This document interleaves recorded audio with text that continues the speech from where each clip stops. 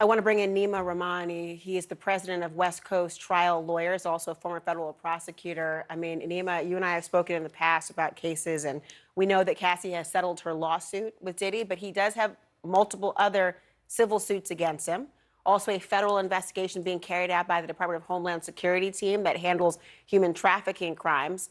I wonder, does this video now and its introduction into the general public, does that contribute to additional troubles for him?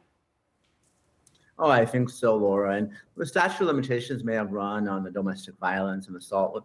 I live a mile away from Century City where this assault happened. It's a 3-year statute, but you can use these types of violent offenses as RICO predicate acts. We may see a RICO indictment or prior bad acts evidence, as you know, a pattern of physical and sexual abuse that, look, ultimately, Diddy and his lawyers denied it, but you know what doesn't lie?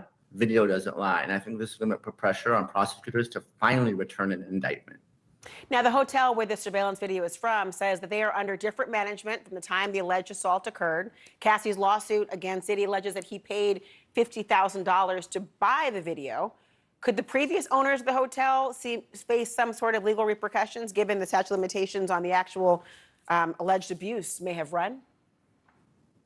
Unfortunately, as we know, paying to keep a story quiet is not by itself illegal. Donald Trump's dealing with that issue right now. But I wouldn't be surprised, given the severity of the other allegations. We're talking about rape. We're talking about sexual abuse of minors. And we know this may not be the only video, Laura. When law enforcement went into Diddy's homes in Miami and LA, they were looking for video. According to Cassie, Diddy would record sex acts, and there were cameras in his home. So if any physical or sexual abuse occurred there, law enforcement has it. And it's not a matter of if, but when he's charged. I think this is going to be the straw that broke the camel's back, and we're going to see it very soon.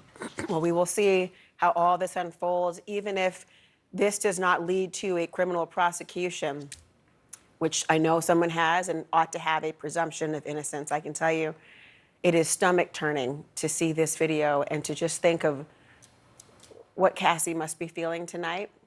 I understand she's a mother. She has a family of her own, and how her loved ones must be feeling on her behalf as well. Neama Rahmani, thank you so much. Thanks, Laura. Heartbreaking, you're right.